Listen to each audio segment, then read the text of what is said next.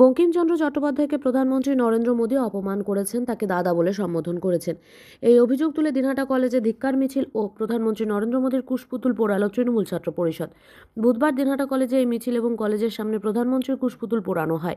এদিন এই মিছিল ও কুশপুতুল পোড়ানোর সময় তৃণমূল ছাত্র পরিষদের নেতৃবৃন্দ বলেন, প্রধানমন্ত্রী নরেন্দ্র মোদী সাহিত্য সম্রাট বঙ্কিমচন্দ্রকে অপমান করেছেন, তিনি তাকে দাদা বলে সম্বোধন করেছেন। এটা কিছুতেই মেনে নেওয়া যায় না। এর বিরুদ্ধে সারা রাজ্যের ছাত্র সমাজ ধিক্কার জানাচ্ছে। সারা রাজ্যের সঙ্গে সঙ্গে দিনহাটা কলেজে ওই ধিক্কার মিছিল এবং প্রধানমন্ত্রী নরেন্দ্র মোদীর কুশপুতুল পোড়ানো হলো। এদিন তৃণমূল ছাত্র পরিষদের তরফ থেকে দিনহাটা কলেজে একটি মিছিল বের হয়। মিছিল কলেজ চত্বর পরিক্রমা করে কলেজের প্রধান গেটের সামনে প্রধানমন্ত্রীর কুশপুতুল পোড়ানো হয়।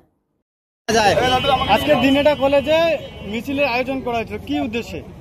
আপনারা মিডিয়ার মাধ্যমে এবং সারা বাংলা এবং সারা ভারতবর্ষের মানুষ দেখেছে, গত দুদিন আগে সংসদে নরেন্দ্র মোদী যে আমাদের বাংলার উপন্যাসিক বঙ্কিমচন্দ্র চট্টোপাধ্যায়কে দাদা বলে সম্বোধন করেছে।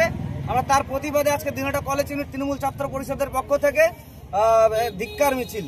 এই ধিক্কার মিছিল একটাই কারণ, নরেন্দ্র মোদী এমনভাবে সংসদে দাদা বলেছে, মনে হয় ওর কোনো জ্যাঠাতো দাদা আমাদের বঙ্কিমচন্দ্র চট্টোপাধ্যায়।